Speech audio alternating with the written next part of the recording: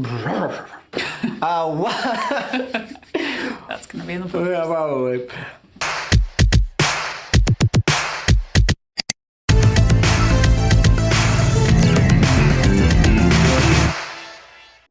Hi, my name is Jason. Welcome to Home Groups, where we apply the message we heard this weekend at FV Church. I'm joined today by... Hi, I'm Candace. Candace is here because Luke isn't feeling well, and we really want to talk to you about what we learned this week as Pastor Jerry spoke in our It's Not You, It's Me sermon series, focusing on your ability to connect and your ability to influence others through agreement. Yeah, we talked about agreement in terms of finding common ground with people and finding power in a relationship because you can connect with somebody well. And power is defined as influence in this scenario. If we have influence over somebody, we can ultimately lead them to Jesus, and that's what it's all about. So how do we find that common ground with somebody that we don't know? Yeah, we need to find that place where, oh, you like this? I do too. Let's talk about it. And that's that point of agreement that we can have. Philippians 2:5 says, you must have the same attitude that Christ had. You know, Jesus didn't go around condemning people or wagging his finger at them when he found them. He went around serving people, finding common ground even where there wasn't some, with inviting people over for food, or he made connections with people naturally and loved them. Yeah, you have to be like him. And I remember as a kid, I learned this point of agreement story, or this whole idea from my mom.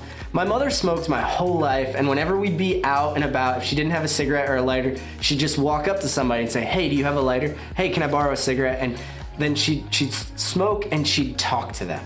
And she'd use that first point, that point of agreement about something that maybe isn't even good for her or for them, but then she used it and redeemed it, and she'd have a conversation with them about faith, about church, about God, and she'd connect with them and find that point of agreement that started a conversation that led to the influence that she could bring them to Jesus. And Jesus did that so powerfully, where he would find a point of agreement with everyone he met, and then he'd lead them to where they needed to go. I grew up very shy, very quiet. I looked at people that naturally made connections, like Jay's mom, as like magical or something. They just had this natural ability to connect with people. But I learned over time that it wasn't just something that I could lean back and say, I'm naturally quiet, so it's not my job to go out and evangelize and connect with people and talk to people about Jesus. I actually learned that it's our mandate as Christians. It's something that we have to do. So I couldn't just use that excuse. I had to learn how to push myself out there, to be intentional about focusing on others.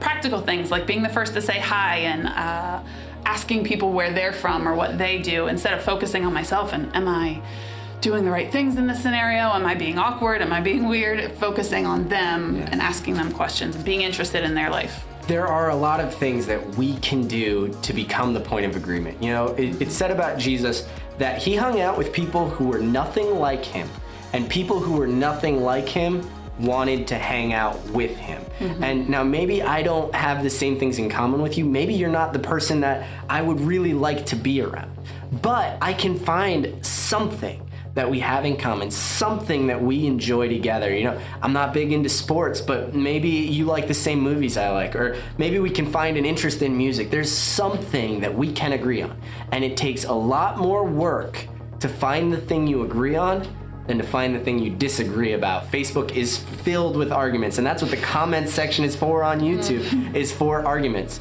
But as Christians, we should be striving, working hard to find the point that we can agree on.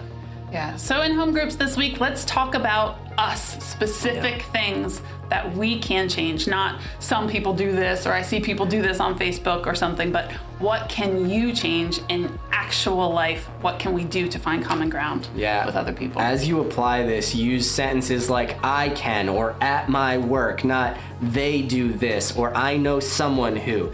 Really apply it, work hard at that, and you'll have a great conversation. So thanks so much for stopping by. I hope you enjoy your conversation. Bye, guys.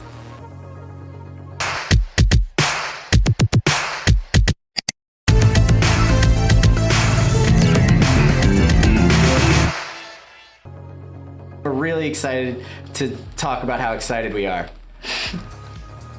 name is Jason, where we apply the sermon we heard this weekend. So don't say that this is after the name is Jason, where we talk about. Yeah, you made it sound I like said home groups where we talk about how we, did I say after? I'm Jason, where we talk about. He like Jesus, where we read in the Bible how he did something. Wow. Tag.